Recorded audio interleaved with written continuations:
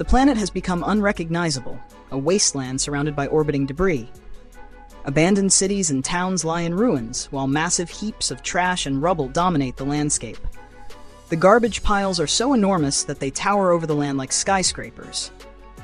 A thick layer of dust and frequent sandstorms engulf the planet, rendering the air almost unbreathable. No signs of vegetation exist. In the opening scene, no humans are visible, but we meet a small, diligent robot navigating the deserted streets, compacting trash into cubes. This is ℬ𝔯𝔯, a lone waste-collecting robot seemingly dedicated to cleaning up Earth.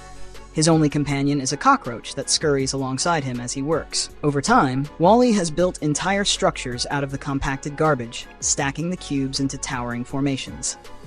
After a long day's labor, he collects a metal disc that piques his interest before heading home. As ℬ𝔯𝔯 roams through the city, 21st century music plays, and we glimpse numerous other ℬ𝔯𝔯 units, all deactivated and out of commission. Holographic advertisements reveal that a mega-corporation, by and large, BNL, had evacuated humanity into space aboard enormous starliners, leaving robots like ℬ𝔯𝔯𝔯 to clean up the planet in their absence. However, it becomes clear that humanity never returned, remaining aboard luxury ships like the Axiom, seemingly indifferent to the fate of their home. ℬ𝔯𝔯's home is a repurposed transport truck, once used to store robots like him. Inside, he has amassed an eclectic collection of trinkets and artifacts scavenged from the wreckage of civilization. Despite being a machine, ℬ𝔯𝔯𝔯 exhibits a charming sense of curiosity, arranging his collected treasures with care. Among his findings are a Rubik's Cube and a treasured VHS tape of an old romantic film. Captivated by scenes of a man and woman holding hands, ℬ𝔯𝔯𝔯 longs for companionship in his lonely world. As night falls, ℬ𝔯𝔯𝔯 seals his home against an approaching sandstorm, feeds his cockroach friend, and then folds himself into a cube to power down for the night. The next morning, he awakens sluggish and weak, revealing that he is solar-powered. Standing in the sun for a few minutes recharges him, restoring his energy. Once ready, ℬ𝔯𝔯𝔯 grabs his lunchbox and resumes his daily routine, diligently cleaning the wasteland while collecting interesting objects along the way.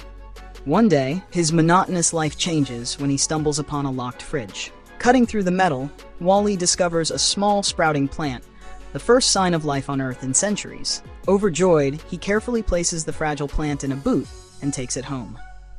Later, while exploring, ℬ𝔯𝔯𝔯 notices a mysterious red dot flickering on the ground. Amused, he chases after it, only for it to dart away. As he follows, thousands of identical dots suddenly appear across the city, converging on his location. The ground trembles, and ℬ𝔯𝔯𝔯 watches in awe as a massive spaceship descends from the sky. The ship's fiery engines force ℬ𝔯𝔯𝔯 to retreat, and debris buries him as the vessel touches down. Terrified by its sheer size, he cautiously observes as the ship opens and deploys a container.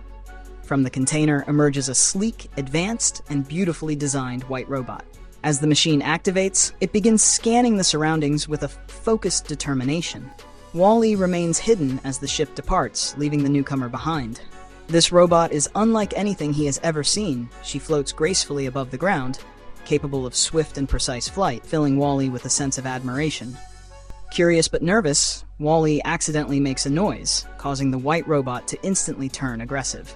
Without hesitation, she fires a powerful energy blast, destroying the rock ℬ𝔯𝔯𝔯 is hiding behind. Luckily, she misses him and moves on, continuing her scans of the barren land. Fascinated, ℬ𝔯𝔯𝔯 secretly follows her, trying to understand her purpose. The cockroach, however, is far less cautious. Ignoring ℬ𝔯𝔯𝔯's warnings, it approaches the white robot. She initially blasts at the insect, but after realizing it is harmless, she develops an odd fondness for it. Meanwhile, ℬ𝔯𝔯𝔯, too scared to speak at first, finally works up the courage to introduce himself. The white robot, however, remains uninterested. Days pass as the visitor tirelessly searches the area, scanning every inch of the land without success. ℬ𝔯𝔯𝔯 persistently follows her, attempting to befriend her, though she largely ignores him. Eventually, frustration gets the better of her when she becomes stuck to a large magnet. In a burst of irritation, she blasts it apart, accidentally destroying several nearby fuel tanks. Witnessing this, ℬ𝔯𝔯𝔯 is both impressed and slightly intimidated. After this incident, the two begin communicating. The white robot finally shares her name, Eve. While she remains focused on her classified mission, ℬ𝔯𝔯's role is much simpler, cleaning up trash. His stammering while speaking makes Eve chuckle, and gradually, a bond begins to form between them. When another massive sandstorm approaches, Eve appears uncertain about what to do, unfamiliar with the planet's hostile environment. Wall-E gestures for her to follow him, leading her back to his home for shelter. Inside, Eve curiously explores his collection of human relics, effortlessly solving the Rubik's Cube in mere seconds. Wall-E also introduces her to his favorite pastime, watching an old musical. She observes the screen intently and even scans the film. Wall-E then invites her to dance, but Eve's movements are too powerful, sending Wall-E crashing into walls.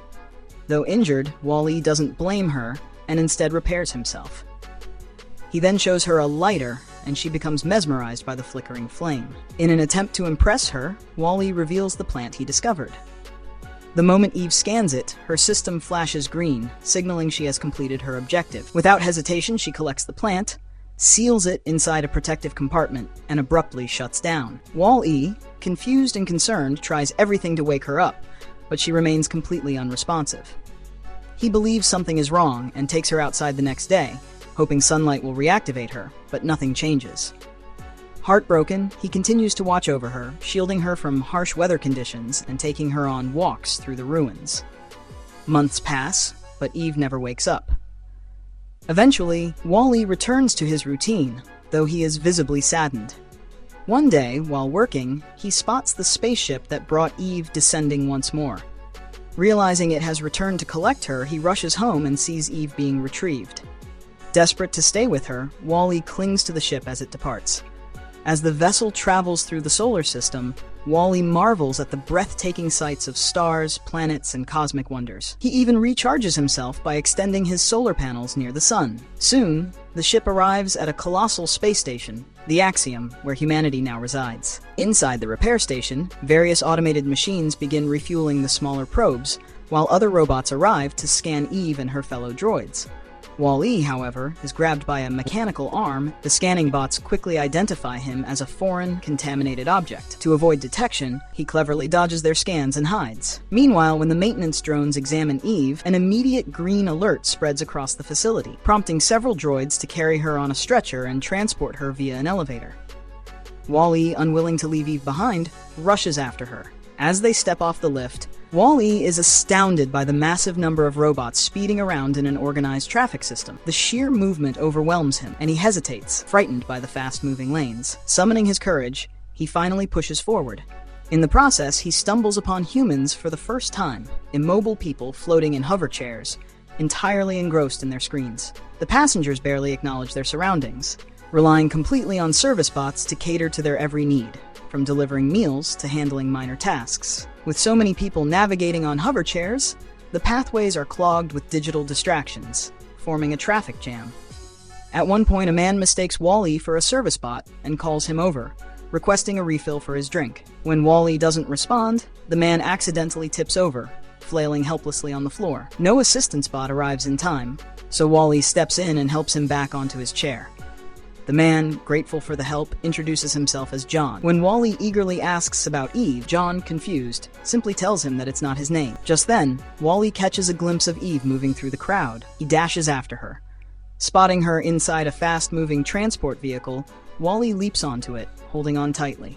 Passing by large screens displaying advertisements about life on the Axiom. The screens reveal that people spend their entire lives in hover chairs, consuming liquefied meals and wearing identical outfits. As Wall-E tries to squeeze through to reach Eve, he finds himself wedged behind an oblivious passenger. Desperate, he taps the woman's floating screen and switches it off. For the first time, she looks around and notices Wall-E. Startled but amused, she shifts aside, allowing him to move forward. Wall-E's presence continues to subtly influence those he meets.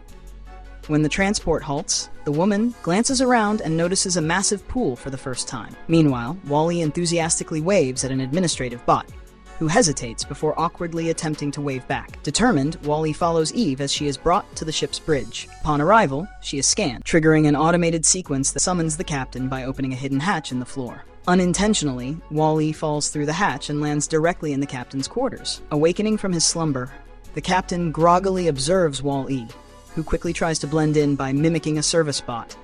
Shortly after, Wall-E inadvertently stumbles back onto the bridge and hides, while the captain receives a status report on the ship's systems. Everything appears to be running smoothly, prompting the captain to make a ceremonial announcement. It is now the 700th anniversary of their original 5-year voyage. Just then, a lead bot informs the captain that one of the exploration probes has returned with a significant discovery. This piques the captain's interest, as no probe has ever come back with a positive result before. Eve is promptly reactivated, much to Wally's delight, and the system initiates another green alert. A top-secret message from a past president plays, congratulating the captain on the successful retrieval of plant life, a sign that Earth is once again habitable. The president explains that all they need to do now is place the plant inside the ship's holodetector, which will initiate a hyperjump back to Earth.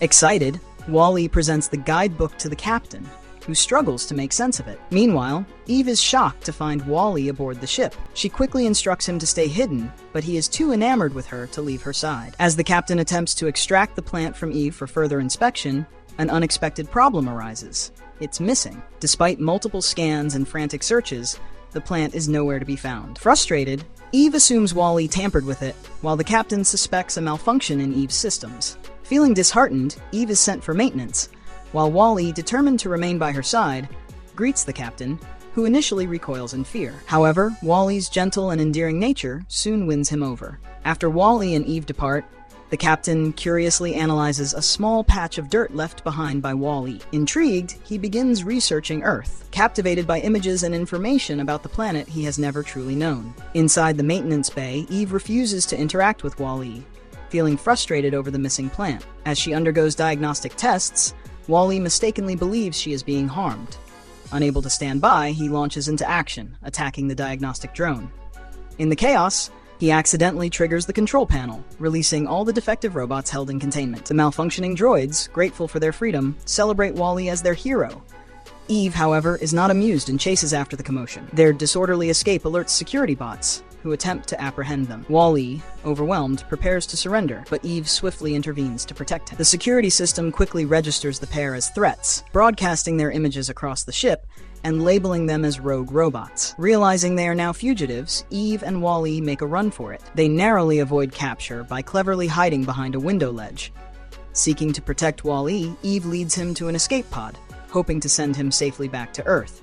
However, when she makes no move to join him, Wally stubbornly refuses to go. Before they can resolve the situation, another bot enters the chamber. Instinctively, the pair disguise themselves. The intruder turns out to be the cleaning bot, who unknowingly places the missing plant inside the escape pod and leaves. Overjoyed, Wally retrieves the plant, ready to present it to Eve, but before he can, the escape pod is unexpectedly launched. Trapped inside, Wally desperately searches for a way to stop it. He presses random buttons, but nothing seems to work. Eve, realizing the pod is on a self-destruct sequence, rushes to save him. As the timer counts down, Wally frantically pounds on the glass, but his efforts are in vain. Just as the pod explodes, Eve watches in horror, until, miraculously, Wally emerges from the wreckage using a fire extinguisher as a makeshift jetpack. Relieved, Eve flies toward him, and as Wally triumphantly presents the plant, they share a tender embrace, twirling together in a breathtaking dance among the stars. Their moment of joy is witnessed by John and Mary, the two humans Wally had previously interacted with, who are now inspired to break away from their screens and experience life around them. As their extinguisher runs empty, Eve gently carries Wally back to the Axiom. Sneaking inside, Wally, still smitten, tries to play romantic music and hold Eve's hand. But Eve, though touched, remains focused on the bigger mission, saving humanity. She tells Wally to stay hidden while she rushes to deliver the plant. Eve arrives at the captain's quarters, determined to complete her mission. She carefully places the plant in his hands, and he is overcome with joy at the thought of finally returning to Earth. As he eagerly reviews the data, he watches videos of Earth recorded by Eve's scans. However, his excitement fades when he realizes the planet is barren and covered in waste. Nothing like the lush, vibrant world shown in the historical. Meanwhile, Eve reflects on Wally's unwavering devotion. She recalls the moment he tried to hold her hand, just like in one of the nostalgic videos playing on screen. Intrigued, she reviews her security footage and is deeply moved. Wally had stayed by her side the entire time she was shut down, protecting her and caring for her until they were reunited. Back in the waste disposal area, Wally grows restless, worrying about Eve. Unable to wait any longer, he climbs up a garbage chute and makes his way toward the bridge. Meanwhile, the captain prepares to chart a course for Earth, but Otto, the ship's autopilot, refuses to comply. Otto coldly states that returning is not an option. Confused and frustrated, the captain demands an explanation. Otto plays a long-forgotten message from the same president, who once promised they would return. In the video, the president grimly announces that Earth's toxicity levels remain dangerously high and that all cleanup efforts have failed. His directive is clear: no one should attempt to go back. Otto, bound by this outdated command, refuses to override the ship's course. But the captain refuses to accept it. He argues that the message is centuries old and that for a plant to have survived, Earth must have improved. Despite this reasoning, Otto remains resolute and commands his security bots to detain the captain. A bot quickly snatches the plant and discards it down a garbage chute. But just as all hope seems lost, Wally appears, holding the plant safely. The sight of him sparks hope among the crew. But Otto reacts immediately, attacking him with a powerful electric shock, until he finally short-circuits and collapses. Otto also shuts down Eve and confines the captain to his quarters. When Eve reboots, she finds herself in the garbage disposal area. Huge mechanical crushers compact piles of waste into cubes before launching them into space. She spots Wally stuck to one of the cubes, barely functional. Without hesitation, she blasts her way free and rushes to pull him out. But he is wedged too tightly. Just as the airlock prepares to eject the waste into space, the tiny cleaning bot, who had followed Wally's dirt trail all the way here, appears at the last second. Miraculously, the little cleaner bot gets caught in the door's mechanism, stopping the procedure just in time. Wally, however, is severely damaged. His circuits are fried, his movements sluggish. Desperate, Eve scours the trash for replacement parts, but nothing matches Wally's outdated system. Knowing they can't delay, Wally weakly hands her the plant, urging her to save the humans. But Eve refuses to leave him behind. Then, Wally takes out his cherished lighter that first fascinated Eve. She realizes the answer. Returning to Earth is the only way to find the right parts to fix him. With renewed determination, Eve carries Wally and their tiny cleaning companion, blasting her way out of the garbage chute. Meanwhile, the rogue robots, inspired by Wally's actions, rally together. They take down security bots and help Eve push forward toward the bridge. The captain, using the ship's communication system, guides Eve and Wally toward the holo detector, where the plant must be placed to activate the ship's return sequence. Otto, refusing to surrender control, unleashes his forces upon them. However, the rogue robots defend the pair, ensuring their path remains clear. With a clever trick, the captain manages to break free from his confinement. He boldly steps forward, engaging Otto in a tense battle. As their struggle intensifies, the ship is thrown into chaos. The sudden movement sends humans sliding across the deck, forcing John and Mary to spring into action to protect a group of babies. Meanwhile, Eve prevents a massive piece of debris from crashing onto the crowd. Seizing the opportunity, Otto slams the holo detector shut, blocking access to the system. Wally wedges himself into the closing mechanism, straining with all his might to keep it open. But the strain is too much. His already weakened body takes the full force of the machine, causing further damage. Watching this unfold, the captain makes a choice. Summoning all his strength, he stands on his own feet for the very first time. With one final push, he overpowers Otto and shuts him down, restoring manual control of the ship. The vessel stabilizes, and humans and robots work together to pass the plant to Eve, who swiftly places it into the system. The holo detector activates, and the Axiom instantly shifts course. The hyperjump system engages, and within seconds, the massive ship hurtles through space, finally returning to Earth. Upon landing, Eve wastes no time.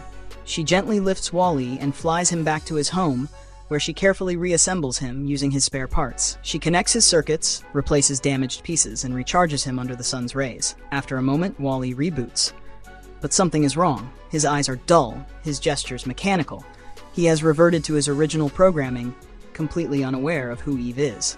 He turns away and resumes his routine work, paying no mind to the cockroach or his surroundings. Eve, heartbroken, tries to reach him. She calls his name, but he doesn't respond. Desperately, she takes his hand, the very thing he had always wanted. And then something remarkable happens. A flicker of recognition passes through Wally's eyes. He hesitates, then looks at Eve. Slowly, he says her name. A surge of joy washes over her, and she embraces him tightly. As the humans begin their new lives on Earth, planting crops and learning to adapt to gravity, Wally and Eve remain together, watching over their world. And so, as life begins anew on Earth, Wally and Eve remain side by side,